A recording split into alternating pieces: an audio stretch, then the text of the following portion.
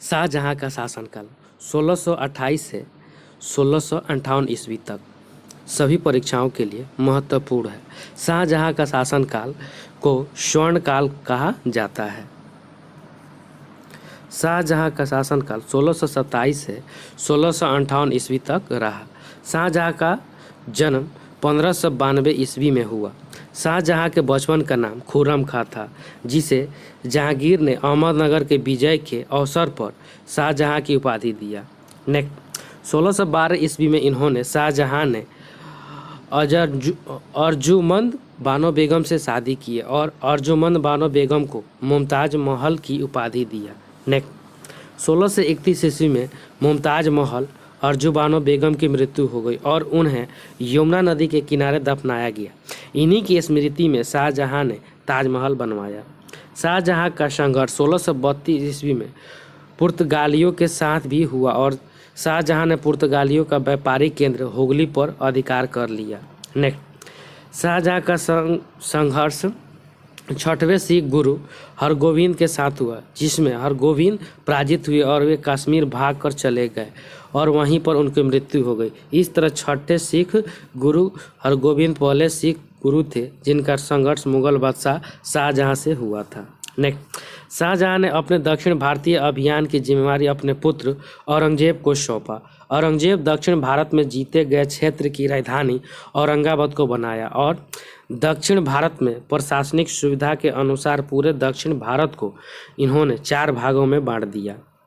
Number 1 Khandesh, राजधानी था बुरहानपुर।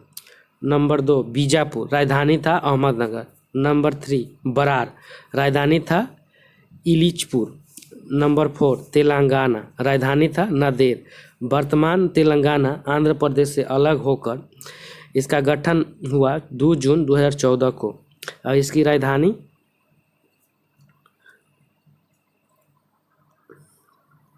दक्षिण भारत में औरंगजेब ने टोडरमल एवं मलिक अंबर के आर्थिक सुधार से प्रभावित होकर कई आर्थिक सुधार भी किए।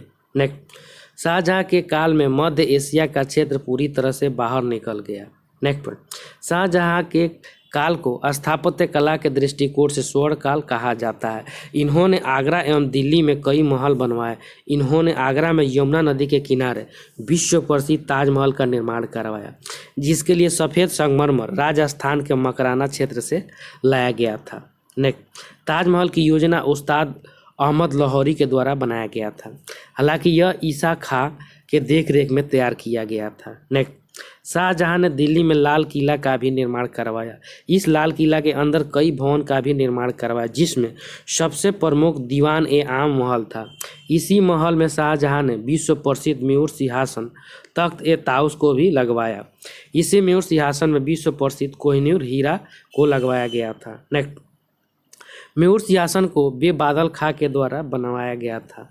नेक्स्ट शाहजहाँ के ने संगीतकार लाल खां को गुण समंदर की उपाधि दिया था। नेक्स्ट पॉइंट शाहजहाँ ने अपने जीवन काल में अपने सबसे बड़े एवं योग्य पुत्र दारा शिकोह को अपना उत्तराधिकारी घोषित किया था। नेक्स्ट दारा शिकोह ने भगवत गीता, उपनिषद, योग, वशिष्ठ जैसे कई हिंदू धार्मिक पुस्तक का फारसी भाषा में अनुवाद करवाया था। नेक्स्ट उपनिषद का फारसी अनुवाद सीर ए अकबरी के नाम से करवाया। नेक्स्ट शाहजहाँ पहला मुगल बादशाह था जिसने अपने दरबार में बलबन के द्वारा तैयार किए गए सिजदा ए पैवोस की प्रथा को समाप्त कर दिया। साथ ही अकबर के द्वारा प्रारंभ किए गए इलाही संवत के स्थान पर हिजरी संवत को लागू किए।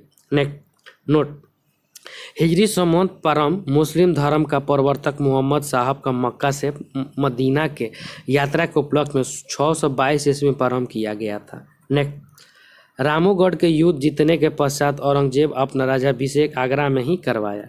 नेक्स्ट पॉइंट उत्तराधिकारी के लिए सबसे अंतिम युद्ध देवराय का युद्ध था। इस युद्ध के पश्चात औरंगजेब अपना दूसरी बार राज्याभिषेक दिल्ली में करवाया।